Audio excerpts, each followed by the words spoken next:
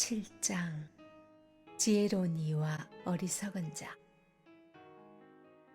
좋은 평판이 두둑한 은행 계좌보다 낫고 태어난 날보다 죽는 날이 더 의미심장하다.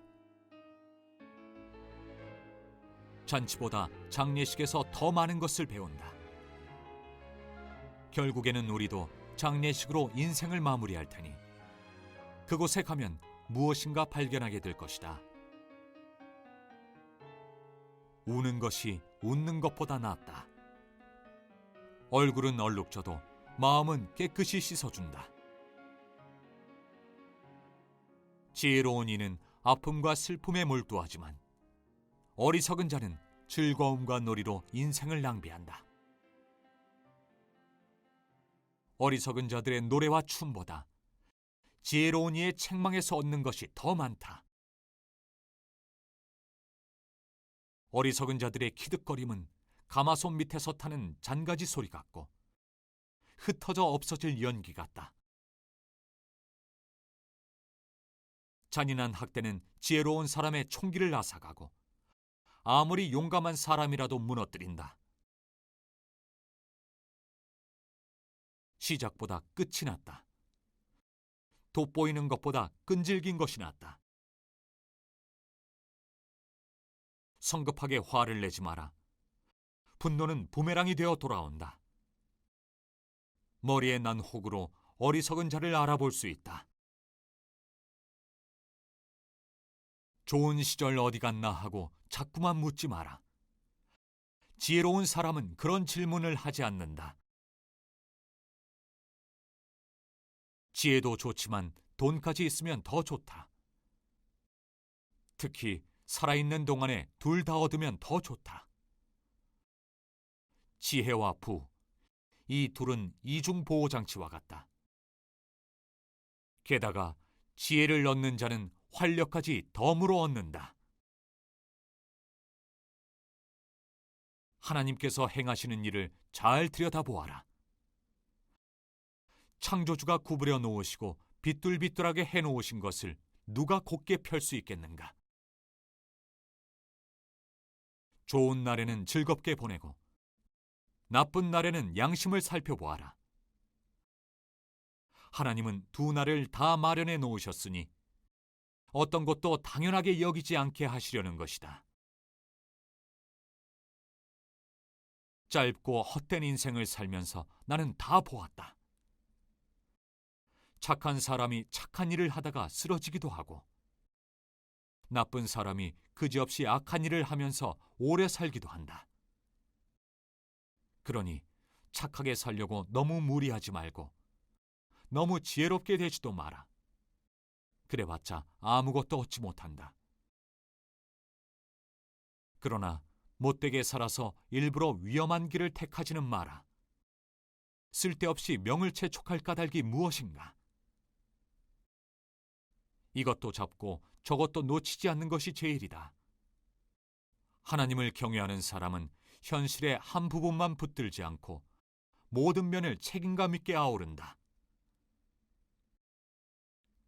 지혜는 지혜로운 한 사람에게 성을 지키는 10명의 힘센 자보다 더 큰 힘을 준다. 이 세상에는 완전히 선한 사람, 완벽하게 순수하고 죄 없는 사람이 하나도 없다. 남의 대화를 엿듣지 마라. 너에 대한 듣고 싶지 않은 험담이라도 나오면 어쩌려는가? 너도 몇 번 그래 본 적 있지 않은가? 면전에서 못할 말을 당사자가 없는 자리에서는 하지 않았는가? 나는 지혜를 구하고자 모든 것을 시험해 보았다. 지혜롭게 되고자 했지만 지혜는 내가 닿기에는 너무 멀었고 내가 헤아리기에는 너무 깊었다. 지혜를 온전히 찾아낸 사람이 있을까? 나는 온 힘을 다해 집중하여 지혜, 곧 인생의 의미를 연구하고 살피고 구했다. 악과 우둔함, 어리석음과 광기가 무엇인지도 알고 싶었다. 그리하여 한 가지를 발견했다. 남자를 유혹해 마음대로 할 계략을 꾸미는 여자는 감당 못할 존재라는 사실이다. 운 좋은 사람은 그런 여자를 피하지만 우둔한 자는 붙잡히고 만다. 이것은 경험으로 알게 된 것이요, 인생의 의미를 탐구하다 알게 된 바를 종합한 내용이다. 그러나 내가 찾던 지혜는 발견하지 못했다. 지혜롭다고 할 만한 사람은 1000명 중에서 1명도 찾아내지 못했다. 하지만 답답함 속에서 나는 한 줄기 깨달음을 얻었다. 하나님은 사람을 참되고 올바르게 만드셨지만 우리가 상황을 엉망진창으로 만들었다는 사실이다. 1절 12절 전도자는 잠언 형식을 빌려 지혜와 우매에 대해 조언합니다. 대부분 구절은 A가 B보다 낫다 하는 형식으로 기록되었고, 나머지는 다른 형식의 유사한 내용 또는 A가 어떤 점에서 지혜로운지 그 근거나 보충 설명을 담고 있습니다. A가 B보다 낫다 하는 형식으로는 1, 2, 3, 5, 8, 10절이 있고요. 보충 설명을 하는 구절은 6, 9, 12절입니다. 이런 형식을 통해서 전도자는 삶의 다양한 주제를 논합니다. 겉으로 좋지 않게 보이는 죽음, 근심, 책망 등에 숨어있는 유익이 있으며, 반대로 잔치, 노래, 웃음 등의 유익도 있지만 주의해야 할 해도 있습니다. 독자인 우리는 어떤 것이 더 유익한지 아는 데서 만족해서는 안 됩니다. 이외에 삶의 다양한 환경에서 눈에 드러나지 않는 상대적인 유익과 해를 분별하고 통찰력을 얻어 헛된 세상에서 지혜의 삶을 실천하도록 분투해야 합니다. 전도자가 주는 첫째 교훈은 죽음에 대해 고민해보고 거기에서 유익을 얻으라는 것이죠. 이와 연관되는 내용은 이미 4장 2절 3절에서 같은 형식 A가 B보다 낫다 하는 형식으로 언급되었고, 6장 3절 이하에서도 연결점을 찾아볼 수 있습니다. 이제 7장에서 전도자는 좋은 이름이 좋은 기름보다 낫다 하는 문장으로 시작한 후에 4절에 이르도록 죽음과 관련된 내용을 반복하며 여기에서 지혜를 얻으라고 조언합니다. 좋은 이름은 좋은 기름과 비교되는데, 1절로 4절의 문맥을 고려할 때 좋은 이름은 단순히 어떤 사람의 좋은 평판만을 가리키는 것이 아니라 죽음과 연관시켜 그가 죽어서 남기는 흔적으로 이해해야 적절합니다. 한 사람이 죽고 나면 그의 이름은 다른 이에게 있어서 그 사람의 존재 자체가 되죠. 그 사람을 어떻게 기억하느냐에 따라 그의 삶이 평가됩니다. 잠언에서는 의인의 이름을 기억하는 것은 축복이지만 악인의 이름은 썩는 악취를 풍긴다고 말합니다. 잠언 10장 7절 보세요. 죽은 사람에 대한 기억이 없어지거나 그 이름이 땅에서 사라집니다. 그 이름이 땅에서 사라진다는 표현은 하나님의 심판과 저주의 표현으로도 사용되죠. 반면 좋은 기름은 향기와 윤기를 내고 바른 부위를 부드럽게 해주는 등 기름을 바른 자에게 크고 작은 즐거움을 선사합니다. 그러나 기름이 주는 유익은 오래가지 않으므로 유익을 누리기 위해서는 지속적으로 기름을 발라야 하죠.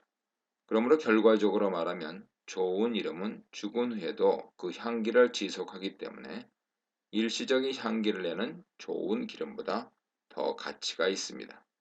좋은 이름과 기름을 비교한 후에 전도자는 직접적으로 죽음을 언급하며 태어나는 날보다는 죽는 날이, 잔치집보다는 초상집이, 또한 슬픔이 웃음보다 낫다고 말하며 여기에서 얻을 수 있는 유익을 관찰하라고 종용합니다. 전도자는 우리에게 사는 동안에도 죽음이 모든 이의 끝임을 명심하라고 말하죠. 이 조언은 죽음을 고대하거나 집착하거나 두려워하라는 뜻이 아닙니다. 태어난 순간이 있듯이 죽음의 순간을 맞는 것은 인생의 이치라는 것을 인식하라는 의미죠. 죽음이 언제든지 찾아올 수 있다는 점을 받아들이고 각자 삶의 가치와 존재의 의미를 되돌아보아야 합니다. 잔칫집의 즐거움에 마음을 다 뺏기지 말고 인생을 마음대로 할 수 없는 데서 일어나는 분노와 근심을 통해 자신의 한계를 깨닫고 겸손해야 하며 이 한계를 어떻게 지혜롭게 헤쳐나갈지 고민해야 합니다. 살아서 생명을 지속하고 있음에 진정으로 감사하고 기뻐해야 하는 것이죠. 나아가 지혜자의 책망을 듣는 것이 우매자의 노래를 듣는 것보다 낫습니다. 어디에 귀를 기울이는 것이 지혜입니까? 책망은 표면적으로 듣는 이의 실수나 약점을 지적하여 귀와 마음에 상처가 되므로 듣기를 거부하거나 책망하는 자에게 화를 품기 쉽습니다. 노래는 대부분 귀와 마음을 즐겁게 해주므로 일부러라도 자창해서 듣고 싶어 하죠. 그러나 책망의 경우 그 내용이 듣는 이의 성품이나 언행을 낮게 변화시키므로 잠깐의 감정을 뒤로하고 책망을 받아들여야 합니다. 더구나 지혜자가 주는 지혜로운 책망이라면 더 기꺼이 수용해야 지혜롭습니다. 잠언 서두에서도 훈계가 지혜를 대체하는 단어임을 확실하게 밝혔듯이 지혜는 감미로운 아첨의 소리가 아닌 생채기를 남길 수 있는 책망에서 자주 발견됩니다. 반면 우매자의 노래나 웃음소리는 책망과 반대되는 의미로서 그들의 입에서 나오는 가식적인 칭찬이나 듣기에 좋은 미련한 조언을 의미하죠. 전도자는 이들의 웃음소리가 솔밑에서 가시나무가 타는 소리와 같다고 말합니다. 가시나무는 불쏘시개 용도로나 쓰일 뿐 그 이용 가치가 없는 나무죠. 나무가 굵지 않아 불이 쉽게 붙고 탈 때 요란한 소리를 냅니다. 더구나 솥에 있는 재료를 데우는데 가시나무를 사용한다면 장시간 불을 지펴야 하므로 타닥거리는 소리는 끊이지 않을 것입니다. 이처럼 미련한 자의 입에 발린 소리나 칭찬은 어떤 유익도 제공하지 않고 오히려 방해가 되는 것이죠. 전도자는 강탈, 탐욕이라고 번역됐죠. 강탈과 뇌물을 예로 들어 재물, 권력, 지위 등에 도사리고 있는 함정을 주의하라고 조언합니다. 남의 것을 부당히 뺏거나 합법적이지 않은 재물을 요구하거나 묵인하고 받는 것은 지혜자조차 미련하게 만들고 망하게 합니다. 욕심과 타협으로 인해 지혜자의 명철과 분별력은 흐려지고 불의를 덮기 위해 거짓말을 하는 등 그의 뻔뻔함과 죄의 목록은 갈수록 늘어가게 되죠. 당장 눈앞의 유익에 속아 넘어가지 않고 자기 자신을 정의롭게 지키는 것이 지혜입니다. 이 일의 끝이 시작보다 낫다는 말은 진정한 승리는 시작이 아니라 전 과정을 거쳐 완성에 이를 때임을 지적해 줍니다. 이 조언은 바로 뒤에 나오는 교만하고 성급하게 분을 내는 것보다 참는 마음이 더 낫다와도 연결됩니다. 교만한 마음이 히브리어로 높은 영, 급한 마음은 성급한 영으로 표현되는 데서도 암시되듯이 단번에 자기의 의견과 감정을 드러내는 것은 실수와 잘못된 판단이 포함되기 쉽습니다. 긴 영으로 표현되는 참는 마음은 시간이 걸리고 겸손과 절제가 필요하지만 시작보다 끝이 낫듯이 인내가 최종 승자가 되는 지혜의 길이죠. 지혜의 유익은 유산 또는 기업이나 돈이 주는 유익과도 흡사합니다. 지혜는 유산으로 받은 땅처럼 한 번 소유하면 그것을 갈고 닦는 한 오랫동안 소유할 수 있고 거기에서 좋은 결실을 얻어 누릴 수 있습니다. 또한 그늘 아래 있으면 태양의 뜨거움에서 보호받고 안락함을 느낄 수 있듯이 지혜의 그늘에 있으면 지혜의 유익을 제공받습니다. 재물이나 그늘보다 지혜가 더 뛰어남은 지혜가 그 소유자의 생명까지 보호하고 살릴 수 있는 잠재력을 갖고 있기 때문이죠. 13, 14절입니다. 모든 인생에는 형통한 날이 있고 공고한 날이 있기 마련입니다. 전도자는 이 대조적인 상황을 사람에게 허락하신 분이 하나님임을 밝히며 인간사가 모두 하나님의 주권 아래 있음을 부각시킵니다. 이렇듯 사람이란 눈앞에 희노애락을 헤아릴 수 없는 한계를 지닌 자임을 인정하며 겸손히 하나님을 신뢰해야 함을 조언합니다. 이 문단에서는 지혜자의 현실 인식, 지혜자의 시간 인식, 지혜자의 한계 인식에 대해 묵상해 보시기 바랍니다. 15, 18절입니다. 전도자는 지나치거나 과한 것을 조심하라고 경고합니다. 그는 의인과 악인을 예로 들어 지나치게 의인이나 악인이 되지 말고 지나치게 지혜자나 우매자가 되지 말라고 조언합니다. 여기서 의인과 지혜자 그리고 악인과 우매자는 동일시되며 이는 잠언이나 시편 등에서도 찾아볼 수 있습니다. 전도자가 이 조언에서 공통으로 강조하는 것은 지나침을 버리고 균형을 잡으라는 것이죠. 그가 살펴본 바로는 이 세상에는 장수하는 악인도 있다는 점입니다. 의인과 악인에 대한 전통적인 사고는 의인은 축복을 받고 악인은 저주를 받는다지만 전도자는 인간 세상의 질서와 규칙만이 아니라 예외와 모순도 존재한다는 데 초점을 맞추고 있습니다. 전도자의 이런 논쟁은 욥과 그의 세 친구의 논쟁과도 유사하죠. 욥은 자신의 결백을 고수하며 자기의 의로움을 주장했으나 엘리후가 지적하듯 인간의 의는 공의롭고 크신 하나님 앞에 논쟁거리가 되지 못합니다. 욥의 친구들은 악인과 죄인이 하나님께 반드시 심판을 받는다고 주장했으나 욥이 지적하듯 세상에는 장수하고 편안히 살다가 여러 사람의 호의 속에 매장되는 경우도 드물지 않게 목격됩니다. 마찬가지로 전도자는 틀에 박힌 사고와 극단에 치우치는 것이 패망과 죽음에 이를 수 있다고 경고하며 하나님이 해아래 삶에 일어나게 허락하신 기본과 예외를 다 겸허히 수용하라고 조언합니다. 전도자는 이것이 하나님을 경외하는 자의 태도라고 설명합니다. 19, 22절입니다. 전도자는 한 사람의 지혜자가 마을에 있는 10명의 권력자보다 더 능력이 있다고 말하며 지혜가 권력보다 훨씬 뛰어남을 밝힙니다. 해 아래 세상에는 권력, 지위, 재물, 학식, 건강 등 지혜에 비교될 수 없는 것들이 주목을 받고 그 힘을 발휘하는 듯 보이지만 전도자는 지혜가 이것들보다 더 뛰어나고 사람들에게 유익을 준다는 것을 강조하죠. 그러나 지혜가 의를 따르지 않는다면 이는 지혜라고 할 수 없습니다. 전도자는 완전한 의인도 완전한 악인도 없음을 언급하면서 완전한 지혜자가 될 수 없는 인간의 한계를 지적합니다. 예를 들어 우리 자신을 포함하여 누구나 때로 타인을 자기 마음대로 평가하고 험담하기도 하죠.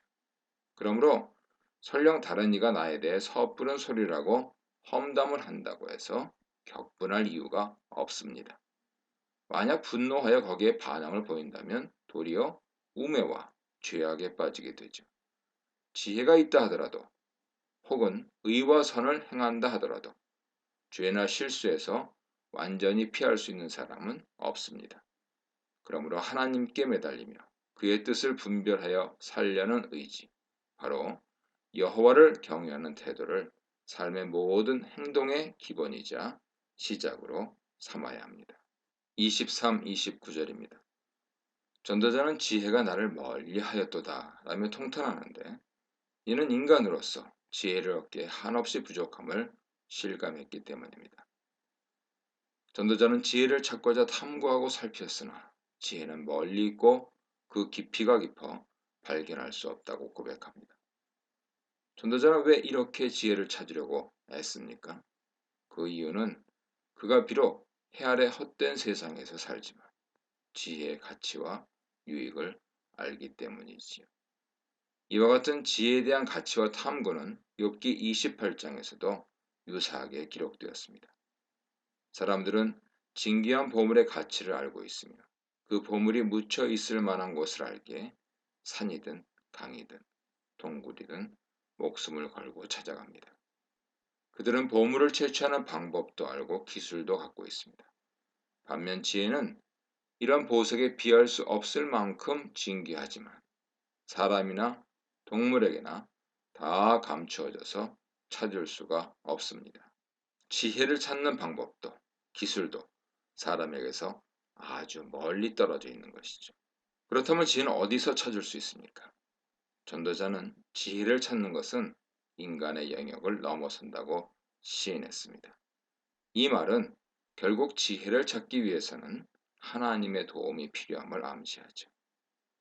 욥기 저자 또한 인간에게 숨겨진 지혜가 오직 하나님께 드러나 있다고 밝힌 바 있습니다.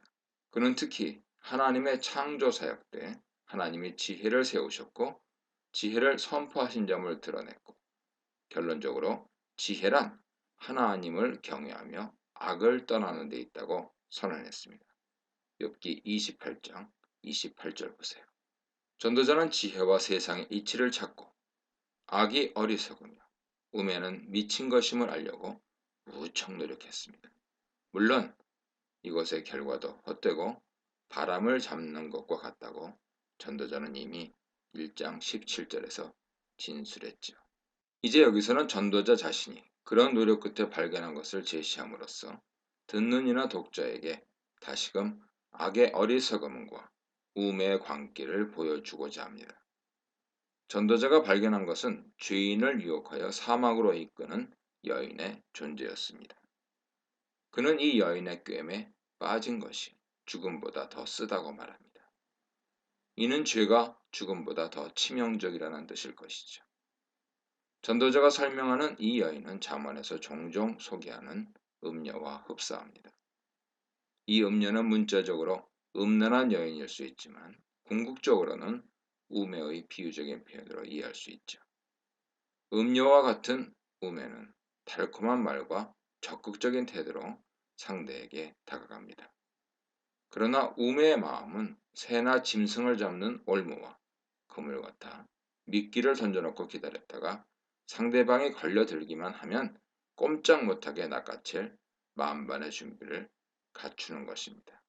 음녀인 우매의 행동은 혹은 손은 죄수를 묶는 포승줄과 같아서 상대방이 죄에 얽매여 벗어나지 못하게 단단히 잡아둡니다. 이때 우매에게 다가간 자는 이미 죄인이라는 점을 전도자는 지적합니다. 우매에게 간 자는 하나님 앞에 선한 자, 하나님을 기쁘게 하는 자 이렇게 번역됐죠. 선한 자가 아니라 자신 앞에 선한 자, 즉 자신에게 즐거움이 되는 것을 쫓는 자입니다. 여호와 경외를 떠올리며 우매의 유혹의 손길을 뿌리칠 수 있었으나 그 손짓을 피하지 않았습니다. 이처럼 육신의 욕심과 겉으로 보이는 우매의 유익을 쫓아온 자는 우매에게 붙잡혀 죄악의 먹잇감이 될 것이 자명합니다. 전도자는 계속 세상 이치를 탐구하면서 지혜를 찾은 자를 발견하려 했으나 그런 사람은 거의 없었습니다. 그는 1000명의 남자 중 1명을 찾았지만 여자는 한 사람도 찾지 못했다고 진술합니다. 이 말을 통해 전도자가 남녀 사이에 차별화를 의도했는지는 알 수 없으나 확실한 것은 인간으로서 이 세상에서 지혜를 찾은 자가 드물고 대부분 죄와 우매에 붙잡혀 있다는 사실이죠. 여호와 경외하는 마음과 분별력을 가지고 조심하지 않으면 지혜를 찾으려다 우매의 올무에 걸려 죄와 사망의 길로 빠지기 쉽습니다. 전도자는 자신이 탐구하여 찾아낸 결과를 계속 진술합니다. 하나님은 사람을 정직하게 지으셨으나 사람이 많은 꾀를 낸 것이니라. 전도자는 욥기 저자처럼 창조의 시간까지 되돌아갔습니다. 하나님이 사람을 올바르고 정직하게 만드셨지만 사람이 죄를 짓고 하나님 눈에 정직한 대로가 아니라 자기 눈에 정직한 대로 계획하고 행하는 어리석고 악한 자가 된 것이지요. 전도자도 욥기처럼 하나님을 경외하고 악을 떠나는 때려야 뗄 수 없는 관계 속에서 참된 지혜를 찾을 수 있고 참된 지혜가 실천되고 세상을 이기게 하는 것이다 하는 점을 설파하고 있습니다. 이 문단에서는 악 앞에서의 지혜, 저주 앞에서의 지혜, 현실 앞에서의 지혜에 대해 묵상해 보시기 바랍니다.